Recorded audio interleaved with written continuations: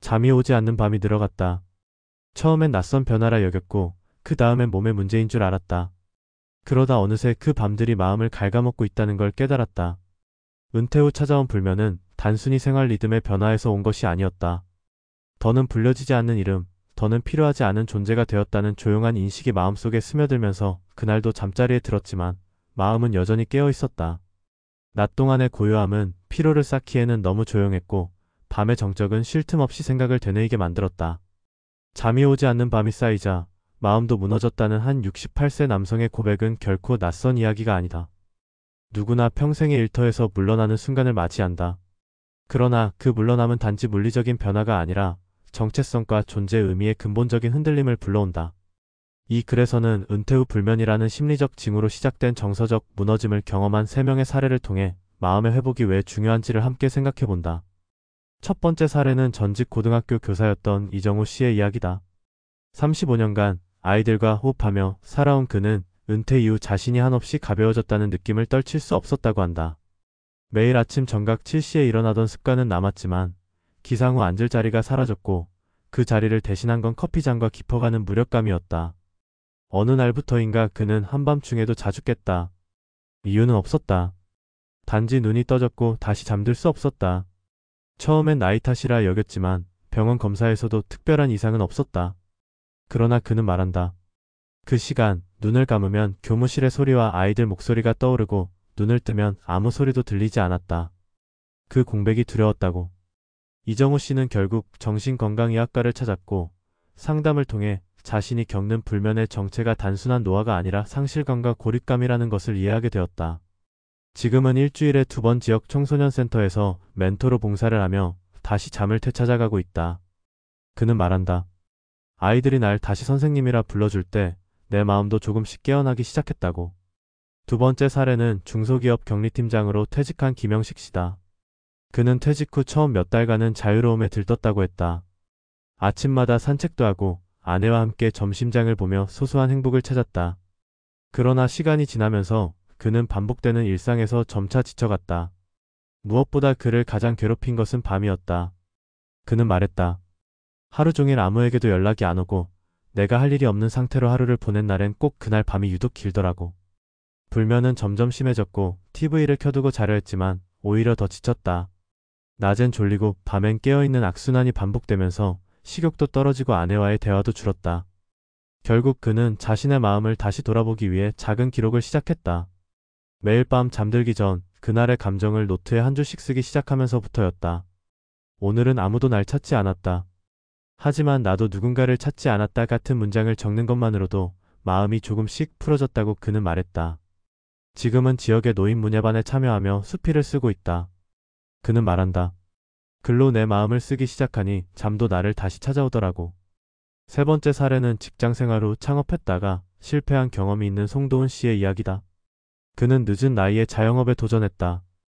은퇴 후의 제2의 인생이라 생각하고 시작한 사업이었지만 코로나 시기를 넘기지 못하고 가게를 정리하게 되었다. 퇴직금 대부분을 투자한 결과는 좌절이었고 그는 말없이 혼자 있는 시간이 늘어났다. 무엇보다 견디기 어려웠던 건 밤의 정적이었다. 경제적 부담과 자책이 겹쳐 잠은 사치가 되었고 눈을 감으면 계산기 두드리던 소리와 손님 없는 점포의 정적이 떠올랐다. 몇 달간 그는 수면제를 처방받아 잠을 청했지만 점점 내성만 생기고 마음은 더 피폐해졌다. 그러던 중 아내가 권한 게 노인복지관의 원예 프로그램이었다. 처음엔 흙을 만지는 것조차 귀찮았지만 어느 날 작은 화분에 심은 싹이 트는 걸 보고 눈물이 났다고 했다. 그 조그만 싹이 나보다 나은 것 같았다. 뭔가를 시작하고 있으니까. 그렇게 그는 매일 아침 해가 뜨기 전 화단에 나가 흙을 고르고 물을 주며 하루를 시작했고 잠은 그가 의식하지 못하는 사이 조금씩 제자리를 찾았다. 지금도 여전히 경제적인 불안은 있지만 그는 말한다. 이젠 밤이 무섭지 않다. 내일 아침에 할 일이 있으니까라고. 이들 세 사람의 공통점은 불면이라는 단순한 증상이 단순한 신체적 현상이 아니라 마음의 무너짐에서 비롯되었다는 사실이다. 은퇴는 누구에게나 피할 수 없는 인생의 전환점이다. 그러나 그 전환이 준비되지 않은 채 찾아올 때 가장 먼저 무너지는 건 마음이다. 잠이라는 건 생리적인 필요이기 이전에 마음의 안정을 보여주는 거울이기도 하다. 사회와의 연결이 끊긴 채 홀로 고요한 시간을 보내는 노년의 밤은 젊을 때와는 다른 무게로 다가온다. 더 이상 내일 출근해야 한다는 의무가 없다는 건 자유이자 동시에 방향을 잃은 감정이기도 하다. 그래서 은퇴 후의 불면은 그 자체가 위험 신호일 수 있다. 불면은 마음이 쉬지 못하고 있다는 뜻이며 그 쉼의 부재는 곧 정체성의 상실, 소외감, 자기 존재에 대한 의심으로 이어진다. 이를 막기 위해 필요한 것은 약이 아니라 관계이며 스케줄이 아니라 의미다. 누군가와 다시 연결되고 나를 다시 부를 일이 생기고 스스로가 하루를 살아갈 이유를 찾아내는 것. 그것이 회복의 출발점이다. 잠이 오지 않는 밤이 쌓이자 마음도 무너졌다는 말은 단지 한 남성의 기록이 아니라 수많은 은퇴자들의 속삭임이다. 그 고요한 밤에 울리는 마음의 진동을 외면하지 않고 작은 변화로 손을 내밀 수 있다면 무너진 마음은 다시 서서히 일어설 수 있다. 은퇴 이후의 삶이란 결코 늦은 삶이 아니라 오히려 가장 솔직하고 내밀한 삶의 시작이기도 하다. 그 시작을 위해 오늘 밤만큼은 나를 조금 더 다정하게 안아줄 수 있기를 바란다. 그래야 내일이 다시 살아갈 힘을 얻을 수 있으니. 은퇴 이후의 삶은 오랫동안 준비해왔던 자유의 시간이자 동시에 삶의 균형이 무너질 수 있는 취약한 시기다. 특히 심리적인 측면에서 은퇴는 단지 일을 멈추는 사건이 아니라 존재의 자리가 달라지는 근본적인 전환을 의미한다. 우리가 잠을 자지 못하는 밤을 마주할 때 그 원인이 단순히 육체적 피로의 부족이나 생체 리듬의 일탈 때문이라고 생각하기 쉽지만 실제로는 마음 깊은 곳에서 일어나는 정서적 혼란이 가장 큰 원인이다. 특히 평생 일터에서 역할과 책임을 통해 자존감을 형성해온 이들에게 그 역할이 사라진 순간 삶의 리듬뿐 아니라 존재의 의미까지 흔들리는 것은 매우 자연스러운 현상이다. 잠이라는 생리현상은 단순한 신체의 반응이 아니라 마음의 상태를 반영하는 거울과 똑같다. 불면이 지속된다는 것은 마음이 쉬지 못하고 있다는 것이며 이는 결국 심리적인 경고 신호로 해석할 수 있다. 실제로 불면증은 노년기 우울증의 주요 초기 증상 중 하나로 수면의 질이 떨어질수록 사회적 고립감과 무력감, 자존감 저하가 동반되는 경우가 많다. 특히 은퇴 직후 1년에서 3년 사이에 이러한 변화가 집중되며 이를 은퇴 충격기라고 부르기도 한다. 이 시기의 불면은 단지 잠들지 못하는 밤이 아니라 변화된 현실을 받아들이지 못한 마음이 잠들지 못한 상태라고 보는 것이 더 정확하다. 이때 가장 필요한 것은 외부 자극이나 처방이 아니라 자신을 새롭게 조직하는 경험, 즉 새로운 정체성의 재구성이다. 우리는 종종 은퇴 후에도 과거의 자기 이미지에 갇혀있다. 과거 직장에서 어떤 사람이었는지, 어떤 책임을 맡았고 어떤 능력을 인정받았는지가 여전히 나를 규정한다고 믿는다. 그러나 그 이미지가 더 이상 현실의 시간 안에서 작동하지 않을 때 그 간극이 바로 불면과 불안의 원천이 된다. 따라서 불면을 단지 수면 문제로 접근하기보다는 은퇴자의 심리 재조직 과정 속에서 이해해야 한다. 은퇴 후의 수면장애는 사회적 연결망의 축소, 시간 구조의 상실, 삶의 목표 부재와 맞물려 나타난다. 낮에 의미 있는 활동이 없고 감정을 교류할 대상이 없으며 내일을 기대할 동기가 없다면 밤이 유독 길고 공허하게 느껴지는 것은 당연하다. 특히 한국처럼 일중심 사회에서 일을 한다는 것이 곧 존재의 이유였던 세대에게는 그 일터에서 빠져나온 이후의 삶이 곧 정체성의 붕괴를 뜻할 수 있다. 따라서 불면을 해결하기 위해 필요한 것은 약물이 아니라 관계 회복, 활동의 재구성, 감정의 표현과 소통이다. 예를 들어 지역사회 내의 소모임 활동, 정기적인 자원봉사, 노년기 문학 모임과 같은 소셜 네트워크가 갖는 힘은 생각보다 강력하다. 누군가와 눈을 맞추고 말 한마디를 주고받는 일이 실제로는 밤잠을 이루게 하는 마음의 안정을 가져다 준다.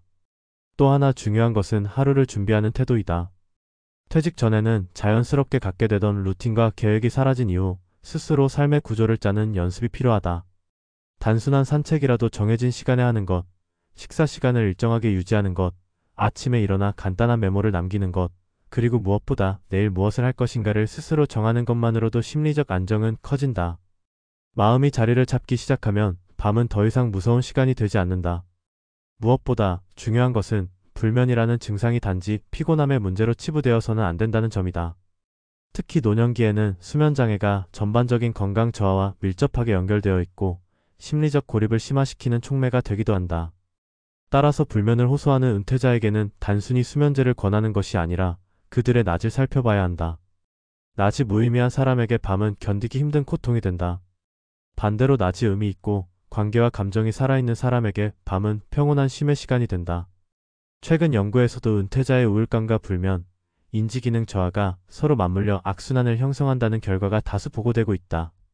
잠을 자지 못하니 감정이 무뎌지고 감정이 메말라가니 관계가 끊어지며 관계가 줄어드니 외로움은 깊어지고 외로움은 다시 수면의 질을 떨어뜨린다. 이 고리를 끊는 출발점은 바로 마음의 상태를 인정하고 다시 누군가와 연결되려는 작은 노력에서 시작된다. 심리학에서는 회복 탄력성이라는 개념이 있다. 시련을 겪은 사람이 다시 일어설 수 있는 내면의 힘을 말하는데 이는 나이가 들었다고 줄어드는 것이 아니다. 오히려 인생 경험이 깊어질수록 그 회복력은 더욱 깊이 있는 형태로 발현될 수 있다. 불면은 우리에게 신호를 보낸다. 이제 다시 나를 들여다보고 나를 돌보며 나를 회복하라는. 그리고 그것은 결코 혼자 이뤄낼 수 있는 일이 아니다. 인간은 관계 안에서만 회복될 수 있으며 그 관계는 나이가 들어도 여전히 가능하고 유효하다.